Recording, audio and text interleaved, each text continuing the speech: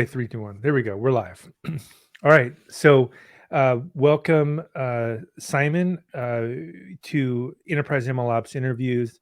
The goal of these interviews is to get people exposed to real professionals who are doing work in MLOps. It's such a cutting edge field that I think a lot of people are very curious about. What is it? How do you do it? And very honored to have Simon here. And do you want to introduce yourself and maybe talk a little bit about your background? Sure. Yeah, thanks again for inviting me. My name is Simon Stiebellehner, or Simon. I am originally from Austria, but currently working in the Netherlands, in Amsterdam, at Transaction Monitoring Netherlands. Here I'm the lead MLOps engineer. What are we doing at TMNL, actually? We are a data processing company, actually. We are owned by the 5 large banks of the Netherlands. And our purpose is kind of what the name says. We are basically lifting specifically anti-money laundering. So anti-money laundering models that run on pseudonymized transactions of businesses we get from these 5 banks to detect unusual patterns on that transaction graph that might indicate money laundering. That's in a nutshell what we do. So as you can imagine, we are really focused on building models, and obviously MLOps is a big component there, because that is really the core of what you do. You want to do it efficiently and effectively as well. In my role as lead MLOps engineer, I'm on the one hand the lead engineer of the actual MLOps platform team. So this is actually a centralized team that builds out lots of the infrastructure that's needed to do modeling effectively and efficiently. But also I am the craft lead for the machine learning engineering craft. These are actually, in our case, the machine learning engineers, the people working within the model development teams and cross-functional teams actually building these models. That's what I'm currently doing. During the evenings and weekends, I'm also a lecturer at the University of Applied Sciences, Vienna. And there I'm teaching data mining and data warehousing to master students, essentially. Before TMNL, I was at bol.com, which is the largest e-commerce retailer in the Netherlands. So I always tend to say the Amazon of the Netherlands, or Benelux, actually. It is still the biggest e-commerce retailer in the Netherlands, even before Amazon, actually. And there I was an expert machine learning engineer, so doing somewhat comparable stuff, a bit more still focused on the actual modeling part. Now it's really more on the infrastructure end. And well, before that, I spent some time in consulting, leading a data science team. That's actually where I kind of come from. I really come from originally the data science end. And there I kind of started drifting towards MLOps, because we started building out a deployment and serving platform that would, as consulting company, would make it easier for us to deploy models for our clients, to serve these models, to also monitor these models. And that kind of then made me drift further and further down the engineering lane, all the way to MLOps. Great. Yeah, that's a great background. I'm kind of curious in terms of the data science to MLOps journey. That I think would be a great discussion to dig into a little bit. My background is originally more on the software engineering side, and when I was in the Bay Area, I did individual contributor and then ran companies at one point. I ran multiple teams, and then as the data science field exploded, I hired multiple data science teams and worked with them. But what was interesting is that I found that I think the original approach of data science, from my perspective, was lacking in that there wasn't really like deliverables. And I think when you look at a software engineering team, it's very clear there's deliverables. Like, you have a mobile app and it has to get better each week, right? Or else, what are you doing? And so I would love to hear your story about how you went from doing kind of more pure data science to now it sounds like MLOps. Yeah, actually. So back then in consulting, which was still, at least back then in Austria, data science and everything around it was still kind of in its infancy. Back then, 2016 and so on, it was still really, really new to many organizations, at least in Austria. Austria might be some years behind the US and stuff. But back then it was still relatively fresh. So in consulting, what we very often struggled with was, on the modeling end, problems could be solved, but actually then easy deployment, keeping these models in production. At client side, that was always a bit more of the challenge. And so naturally, kind of, I started thinking and focusing more on the actual bigger problem that I saw, which was not so much building the models, but it was really more, how can we streamline things? How can we keep things operating? How can we make that move easier from a prototype, from a POC to a productionized model? And also, how can we keep it there and maintain it there? So personally, I was really more, I saw that this problem was coming up, and that really fascinated me. So I started jumping more on that exciting problem. That's how it went for me. And back then, we then also recognized it as a potential product in our case. So we started building out that deployment and serving and monitoring platform, actually. And that then really, for me, naturally, I fell into that rabbit hole, and I also never wanted to get out of it again. So when the system that you built initially, what was your stack? What were some of the things you were using? Yeah, so essentially we had, when we talk about the stack on the backend, there was a lot of so the full backend was written in Java.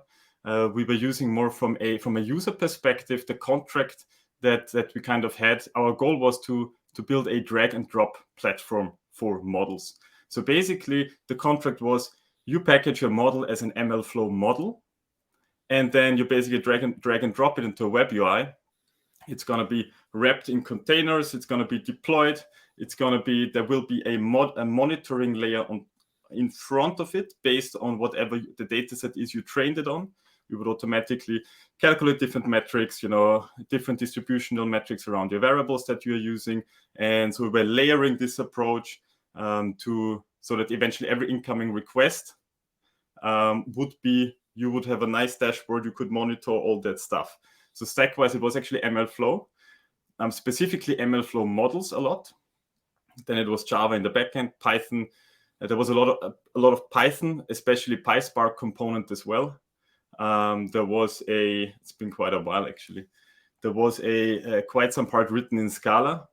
Also, because there was a component of this platform was also a bit of an AutoML approach, but that died then over time, and that was also based on PySpark and vanilla Spark written in Scala. So we could facilitate the AutoML part, and then later on we actually added that deployment, the easy deployment and serving part. So that was kind of a lot of custom built stuff back then, right? There wasn't that much MLOps tooling out there yet, so you need to build a lot of that stuff custom. So it was largely custom built. Yeah, the MLflow concept is an interesting concept because they provide this package structure that at least you have some idea of, what is going to be sent into the model, and like there's a format for the model, and I think that part of MLflow seems to be a pretty good idea, which is you're creating a standard where exactly, if in the case of if you're using scikit-learn or something, you don't necessarily want to just throw a pickled model somewhere and just say, okay, exactly. let's go. Yeah, that was also our thinking back then. So we thought a lot about what could become the standard actually for how you package models. And back then, MLflow was one of the little tools that was already existent. And of course, there was Databricks behind it. So we also made a bet on that back then and said, all right, let's follow that packaging standard and make it the contract how you would, as a data scientist, then how you would need to package it up and submit it to the platform. Yeah, it's interesting because this reminds me of one of the issues that's happening right now with cloud computing, where in the cloud, AWS has dominated for a long time, and they have 40% market share, I think, globally.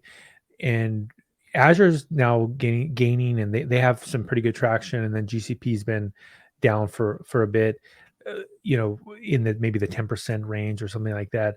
But what's interesting is that it seems like in the case of all of the cloud providers, they haven't necessarily been leading the way on things like packaging models, right? Or they have their own proprietary systems which have been developed and are continuing to be developed, like Vertex AI in the case of Google, the SageMaker in the case of Amazon.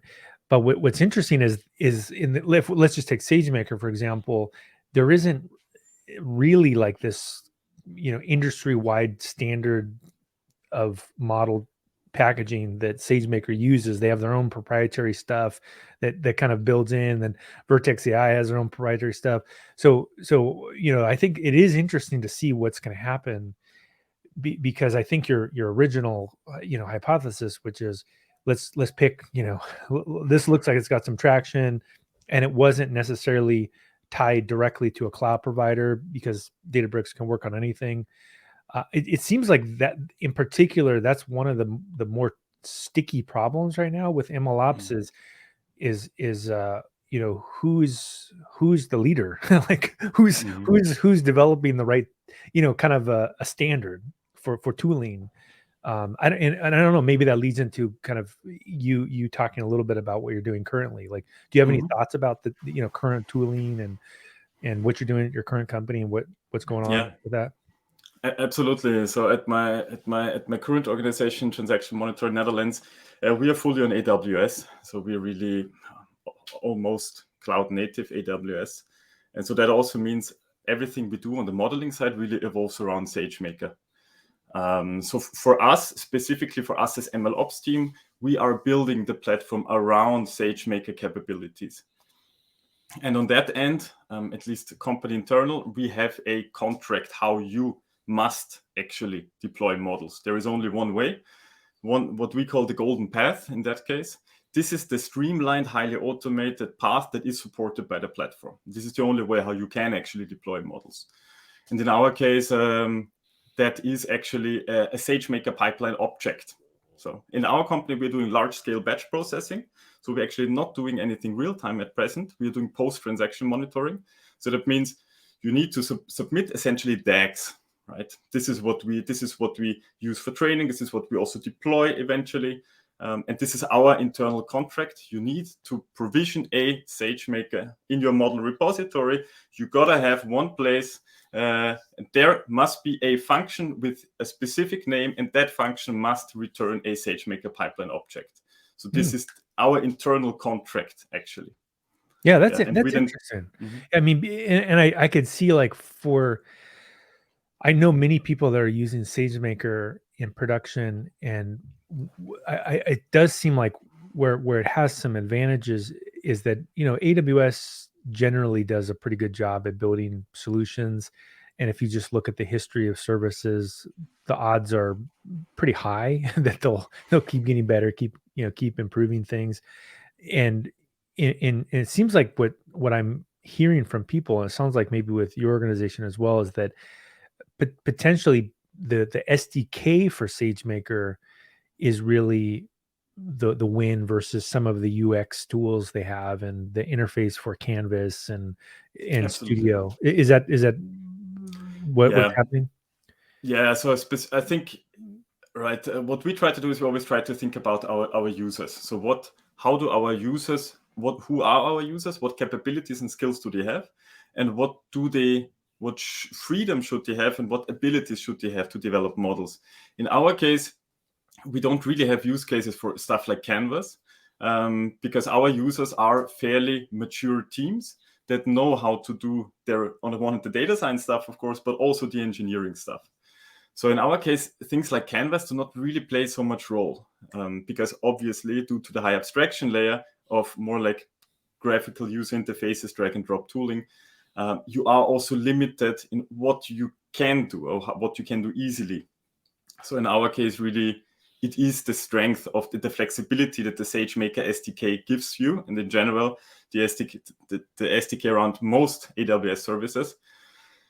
But also, it comes with challenges, of course. You give a lot of freedom, but also you're creating certain ask, certain requirements for your model development teams, which is also why we've also been working about abstracting further away from the SDK. So our objective is actually that you should not be forced to interact with the raw SDK when you use SageMaker anymore, but you have a thin layer of abstraction on top of what you are doing. That's actually something we are moving towards more and more as well. Because it gives you the flexibility, but also flexibility comes at a cost, comes often at the cost of speed, specifically when it comes to the 90% default stuff that you want to do. Yeah. And one of the things that I have as a complaint against SageMaker is that it only uses virtual machines, and it does seem like, a strange strategy in some sense. Like, for example, I guess if you're doing batch only, it doesn't matter as much. Like, which I think is a good strategy actually to get your batch based predictions very, very strong. And in that case, maybe the virtual machines make a little bit less of a complaint. But in the case of the endpoints with SageMaker, the fact that you have to spin up these really expensive virtual machines and let them run 24/7 to do online prediction, is that something that your organization evaluated and decided not to use, or like what are your thoughts behind that? Yeah, in our case, doing real-time or near real-time inference is currently not really relevant, for the simple reason that when you think a bit more about the money laundering or anti-money laundering space, typically every individual bank must do anti-money laundering, and they have armies of people doing that. But on the other hand, the time it actually takes from one of their AML systems actually detecting something that's unusual, that then goes into a review process until it eventually, hits the governmental institution that then takes care of the cases that have been at least twice validated, that they look very unusual. So this takes a while. This can take quite some time, which is also why it doesn't really matter whether you ship, your prediction within a second, or whether it takes you a week or 2 weeks. It doesn't really matter. Hence, for us, that problem so far, thinking about real-time inference, has not been there. But yeah, indeed, for other use cases, for also private projects, we've also been considering SageMaker endpoints for a while. But exactly what you said, the fact that you need to have a very beefy machine running all the time, specifically when you have heavy GPU loads, right? And you're actually paying for that machine running 24/7, although you do have quite fluctuating load. Then that definitely becomes quite a consideration what you go for. Yeah, and I actually have been talking to AWS about that because one of the issues that I have is that the AWS platform really pushes serverless, and then my question for AWS is, so why aren't you using it? Right? Like, I mean, if you're pushing serverless for everything, why is SageMaker nothing serverless? And so maybe they're going to do that. I don't know. I don't have any inside information, but it is interesting to hear you've had some similar concerns. I know that there's two questions here. One is, someone asked about what do you do for data versioning, and a second one is, how do you do event-based MLOps? So maybe kind of following up. Yeah, what do we do for data versioning? So on the one hand, we are running a data lakehouse, where after data we get from the financial institutions, from the banks, that runs through massive data pipeline. Also on AWS, we're using Glue and step functions actually for that. And then eventually it ends up modeled, to some extent sanitized, quality checked in our data lakehouse. And there we're actually using Hoodie on top of S3. And this is also what we use for versioning, what we use for time travel and all these things. So that is Hoodie on top of S3. When then pipelines, so actually our model pipelines, plug in there and spit out predictions, alerts, what we call alerts eventually. That is something that we version based on unique IDs, so processing IDs. We track pretty much everything, every line of code that is related to a specific row in our data. So we can exactly track back for every single row in our predictions and in our alerts what pipeline ran on it, which jobs were in that pipeline, which code exactly was running in each job. which intermediate results were produced. So we're basically adding lineage information to everything we output along that line, so we can track everything back using a few tools we've built. So the tool you mentioned, I'm not familiar with it. What is it called again? It's called Hootie. Hootie. Hootie. Oh, yeah. Yes. What is it? Maybe you can describe it and Yeah, Hootie is essentially, it's quite similar to other tools such as Databricks. How is it called? Databricks solution. the Delta Lake, maybe. Yes, exactly. Oh, okay. It's basically, it's equivalent to Delta Lake. Just that back then, when we looked into what are we going to use, Delta Lake was not open sourced yet. Databricks open sourced it a while ago. We went for Hootie. It is a layer on top of, in our case, S3 that allows you to more easily keep track of the actions you are performing on your data. Yeah. So it's essentially very similar to Delta Lake, just also already before an open source solution. Yeah, I didn't know anything about that, so now I do. So thanks for letting me know. I'll have to look into that. The other, I guess, interesting stack related question is, what are your thoughts about? I think there's two areas that I think are interesting that are emerging. Oh, actually, there's multiple. Maybe I'll just bring them all up. So we'll do one by one. So these are some emerging areas that I'm seeing. So one is the concept of event driven, architecture versus maybe like a static architecture. And so I think obviously you're using step functions, so you're a fan of event driven architecture. Maybe we'll start with that one. Is what are your thoughts on going more event driven in your organization? Yeah, in our case, essentially everything works event driven, right? So since we're on AWS, we're using Event Bridge, CloudWatch Events, I think now it's called. Yep. Everywhere, right? This is how we trigger pretty much everything in our stack. This is how we trigger our data pipelines when data comes in. This is how we trigger different lambdas that parse out certain information from your logs, store them in different databases. This is how we at some point in the past, how we also triggered new deployments when new models were approved in your model registry.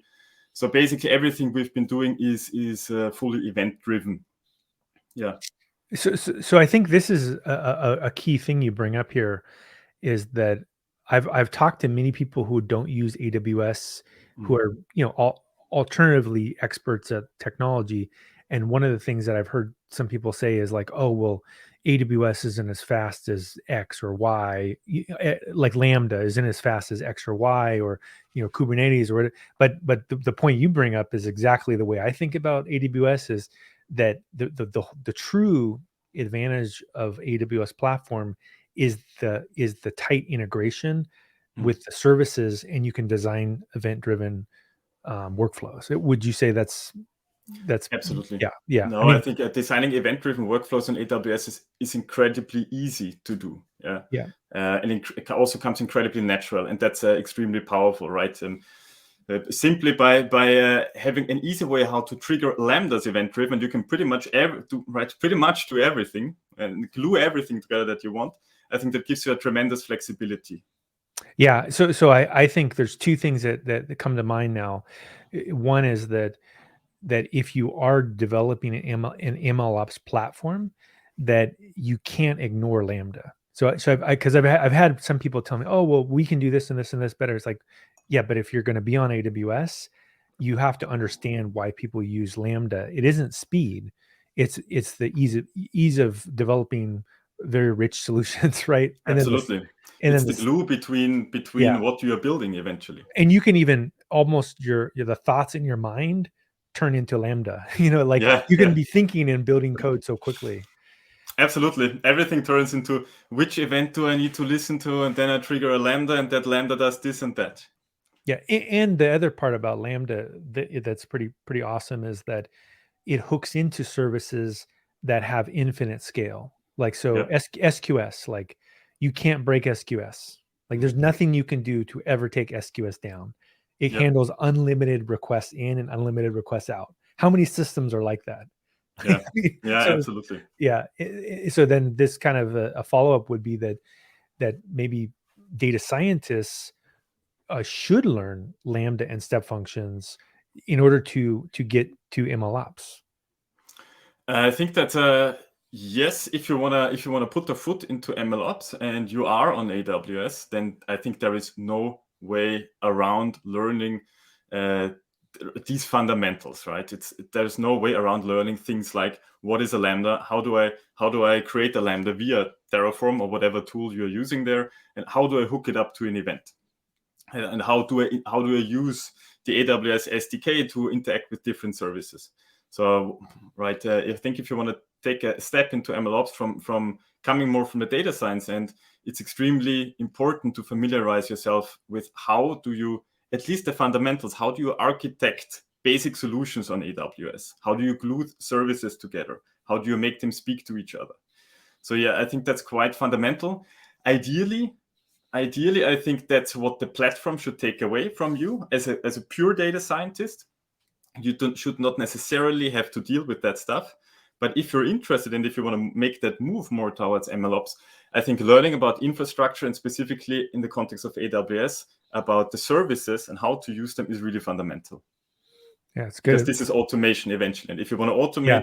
automate your complex processes, then you need to learn that stuff. How else are you going to do it? Yeah, I agree. I mean, that's really what Lambda step functions are, is their automation tools. So Yeah. that's probably the better way to describe it. That's a very good point you bring up. Another technology that I think is an emerging technology is the managed file system. And the reason why I think it's interesting is that so I 20 plus years ago I was using file systems in the university setting when I was at Caltech, and then also in film industry. So film has been using managed file servers with um, uh, parallel processing farms for a long time. I don't know how many people know this, but in the film industry, the architecture, even from like 2000, was there's a very expensive file server, and then there's, let's say, 40,000 machines or 40,000 cores, and that's it. That's the architecture. And now what's interesting is I see with data science and machine learning operations that like that could potentially happen in the future is actually a managed NFS mount point with maybe Kubernetes or something like that. Do you see any of that on the horizon? That's a good question. I think for our what we're currently doing, that's probably a bit further away. But in principle, I could very well imagine that. For our use case, not quite, but in principle, definitely.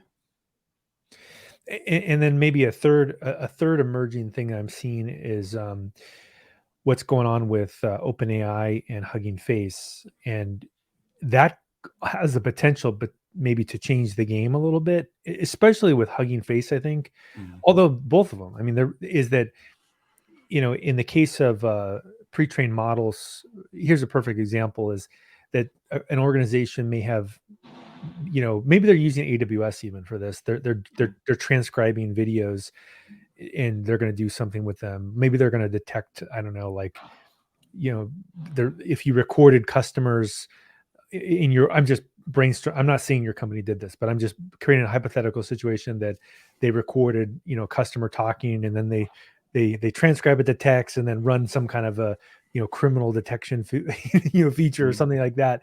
Like, they could build their own models, or they could download the thing that was released 2 days ago or a day ago from OpenAI that transcribes things, and then turn that transcribed text into Hugging Face, um, some other model that summarizes it, and then you Mm. could feed that into a system. So it's what are your thoughts around some of these pre-trained models, and Yeah. are you thinking of, in terms of your stack, trying to look into doing fine tuning?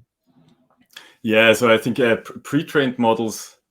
And especially the way that Hugging Face, I think, really revolutionized the space in terms of really kind of platformizing the entire business around, or the entire market around pre-trained models. I think that is really quite incredible, and I think really for the ecosystem a changing way how to do things. And I believe that looking at the costs of training large models, and looking at the fact that many organizations are not able to do it because of massive cost or because of lack of data, I think this is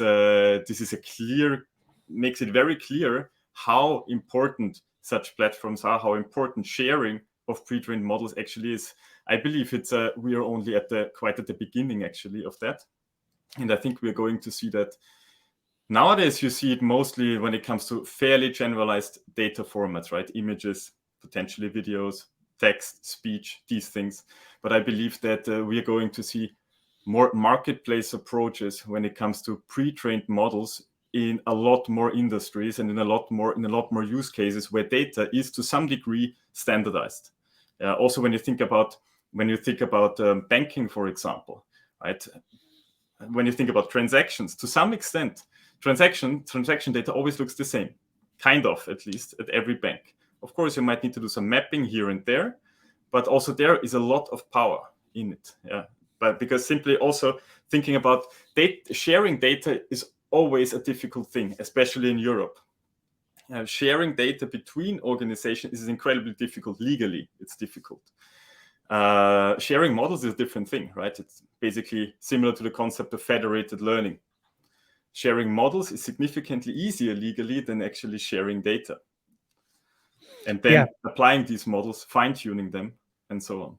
Yeah, I mean, I could just imagine. I really don't know much about banking transactions, but I would imagine, there could be several kinds of transactions that are very normal, and then there's some transactions like, if you're making every single second, you're transferring a lot of money, like, and it happens just very quickly. It's like, wait, why are you doing this? Why are you transferring money constantly? Like, what's going on? Or or that, like, huge sum of money only involves like 3 different points in the network, like over and over again. Just these 3 points are constantly, like what was. And so once you've developed a model that is anomaly detection, then yeah, why would you need to develop another one? I mean, somebody already did it. Exactly. Yes, absolutely. And that's definitely right. That's encoded knowledge, encoded information in terms of a model, which is not abstracts away from a personally identifiable data. And that's really the power. That is something that, as I said before, you can share significantly easier, and you can apply to your use cases. The kind of related to this, in terms of upcoming technologies, is I think dealing more with graphs. And so is that something from a stack wise that your company's investigated resource into? Yeah. So when you think about bank transactions, right, and bank customers. So in our case, again, it's we only have pseudonymized transaction data. So actually, we cannot see anything, right? We cannot see names, we cannot see IBANs or whatever. We really can't see much. But you can look at transactions moving between different entities, between different accounts. You can look at that as a network, as a graph, and that's also what we very frequently do. You have your nodes in your network. These are your accounts or your persons even, and then the actual edges between them, that's what your transactions are. So you have this massive graph actually that also we as TMNL, as Transaction Monitoring Netherlands, are sitting on. We're actually sitting on a massive transaction graph. So yeah, absolutely. For us, doing analysis on top of that graph, building models on top of that graph is a quite important thing. And like I taught a class a few years ago at Berkeley where we had to cover graph databases a little bit, and I really didn't know that much about graph databases, although I did use one actually at one company I was at. But one of the things I learned in teaching that class was about the descriptive statistics of a graph network, and it is actually pretty interesting, because I think most of the time everyone talks about, median and max min and standard deviation and everything. But then with a graph, there's things like centrality and I forget all the terms off the top of my head, but like you can see like if there's a node in the network that's like everybody's interacting with. Absolutely. You can identify communities of people moving around a lot of money all the time, for example. You can detect different metrics, features eventually, right? Doing computations on your graph and then plugging in some model. Often it's feature engineering. You're computing between the centrality scores across your graph for your different entities. And then, so you're building your features actually. And then you're plugging in some model in the end. If you do classic machine learning, so to say, right? If you do graph deep learning, of course, that's a bit different. So basically that could, for people that are analyzing essentially networks of people or networks, then basically a graph database would be step one, is generate the features, which could be centrality, like there's a score, and then you then go and train the model based on that descriptive statistic. Yeah, exactly. So one way how you could think about it is whether you need a graph database or not. That always depends on your specific use case and what database. We're actually also running that using Spark. Okay. Using, right, you have graph frames, you have GraphX actually, so really stuff in Spark built for doing analysis on graphs. And then, what you usually do is exactly what you said. You are trying to build features based on that graph. And based on the attributes of the nodes and the attributes on the edges and so on. And so the graph, I guess, in terms of graph databases right now, it sounds like maybe the three main players maybe are there's Neo4j, which has been around for a long time. There's I guess Spark, and then there's also, I forgot what the one is called for AWS. Is it Neptune? That's Neptune. Yeah, Neptune. There's Like have you had them there as well? Have you played with all three of those, and did you evaluate all three? Neptune was something Spark, of course, we're actually currently using for exactly that. Also because it allows us to keep our stack fairly homogeneous. Okay. We did also POC Neptune a while ago already. And well, Neptune, you have essentially two ways how to query Neptune, either using Gremlin or SparkQL. So that means your data science actually need to get familiar with that, which then is already a bit of a hurdle, because usually data scientists are not familiar with either. Mm-hmm. But also what we found with Neptune is also that it's not necessarily built as an analytics graph database. It's not necessarily made for that. And that then it's sometimes, at least for us, it has become quite complicated to handle different performance considerations when you actually do fairly complex queries across that graph. Yeah, so you're bringing up like a point which happens a lot in my experience with technology, is that sometimes the purity of the solution, it becomes the problem, where even though Spark isn't necessarily designed to be a graph database system, the fact is people in your company are already using it. So if you just turn on that feature, now you can use it, and it's not like this huge, technical undertaking and retraining effort. So even if it's not as good, if it works, then that's probably the solution your company will use. Versus, I agree with you. Like a lot of times, even if a solution like Neo4j is a pretty good example of, like, it's an interesting product, but if you already have all these other products, like, do you really want to introduce yet another product into your stack? Yeah, because eventually, right, it all comes with overhead, of course. Introducing it, that is one thing. It requires someone to maintain it, even if it's a managed service. Somebody needs to actually own it and look after it. And then, as you said, you need to retrain people to also use it effectively. So it comes at significant cost. And that is really something that I believe should be quite critically assessed. What is really the gain you have? How far can you go with your current tooling? And then eventually make that decision. It's not, at least personally, I'm really not a fan of thinking tooling first. But personally, I really believe in looking at your organization, looking at the people, what skills are there, looking at how effective or ineffective are these people actually performing certain activities and processes, and then carefully thinking about what really makes sense. Yeah, because Yeah, that's tooling a is one thing, but people need to adopt and use the tooling, and eventually it should really speed them up and improve how they develop. yeah. I think that's great advice. That it's hard to understand how good of advice it is because it takes experience getting burned, creating new technology. I've had experiences before where one of the mistakes I've made was putting too many different technologies in an organization. And the problem is once you get enough complexity, it can really explode. And then this is the part that really gets scary is that, like, let's take Spark, for example. How hard is to hire somebody that knows Spark? Pretty easy. Yeah. How hard is it going to be to hire somebody that knows Spark and then hire another person that knows the Gremlin query language for Neptune, then hire another person that knows Kubernetes, then hire another. Like after a while, if you have so many different kinds of tools, you have to hire so many different kinds of people that all productivity goes to a stop. So it's the hiring as well. Absolutely. It's virtually impossible to find someone who is really well versed with Gremlin, for example. It's incredibly hard. And I think tech hiring is hard by itself already.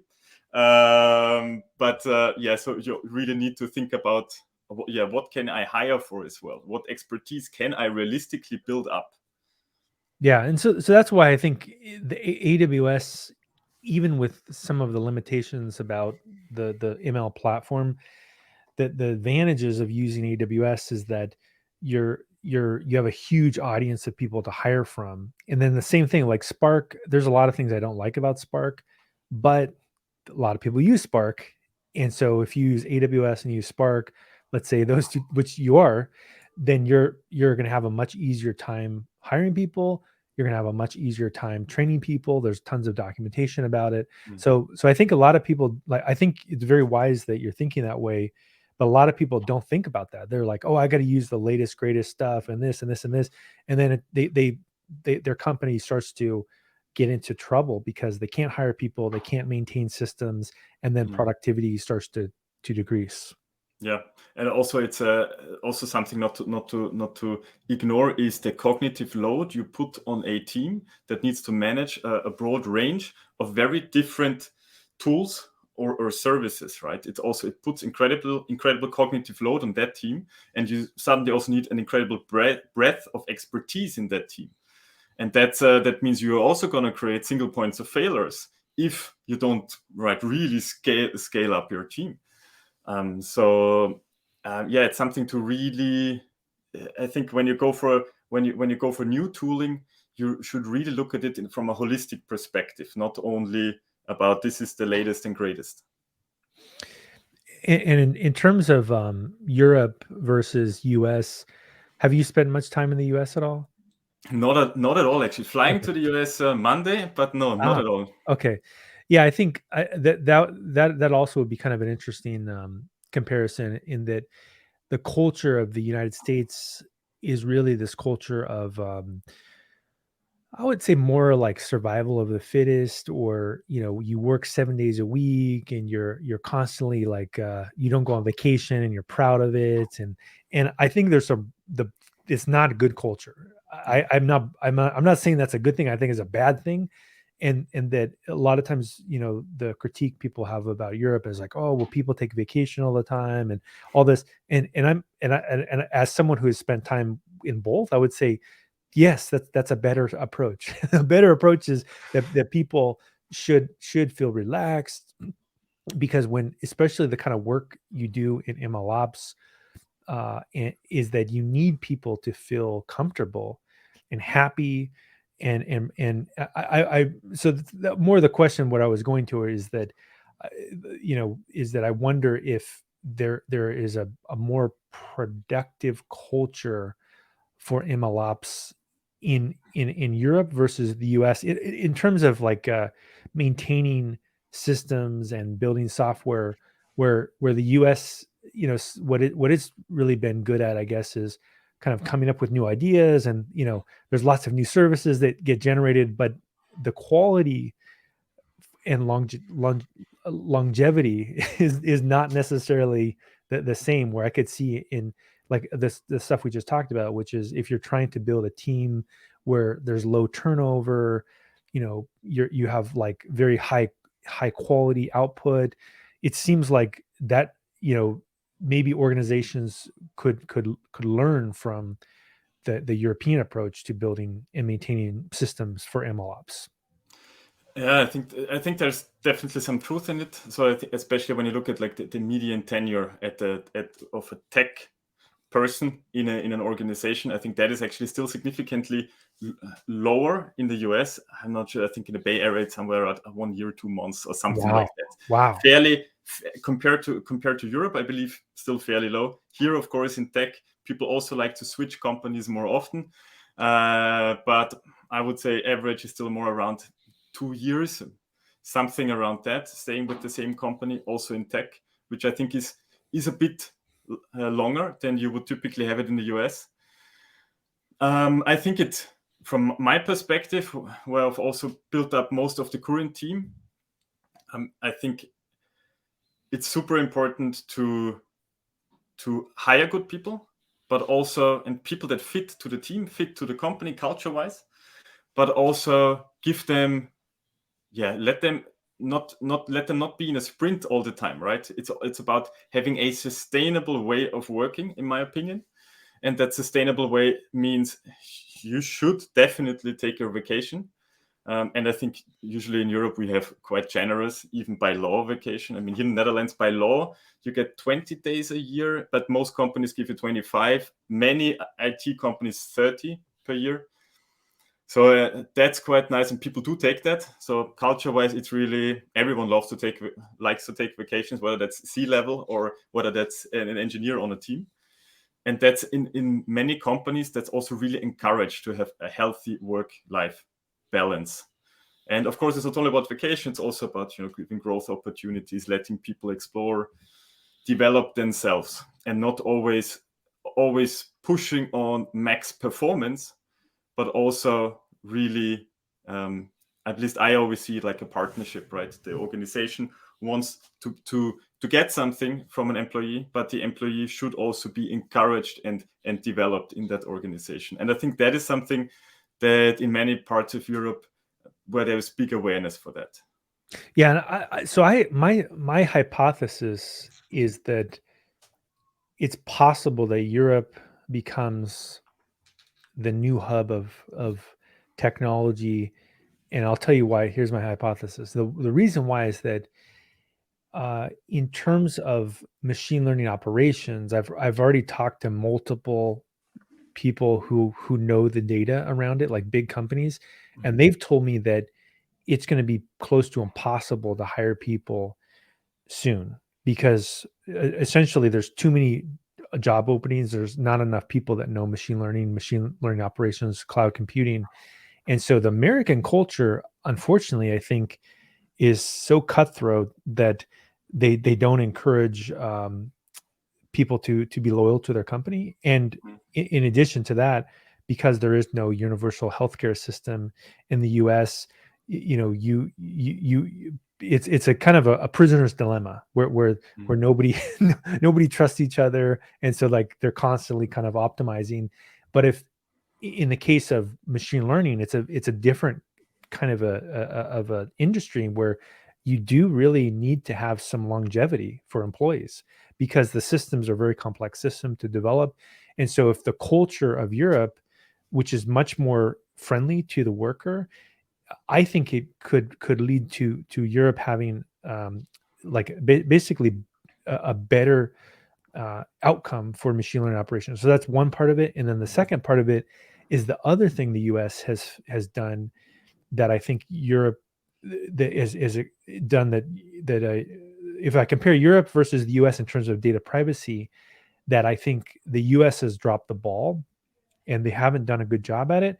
But Europe has actually done much better at holding tech companies accountable.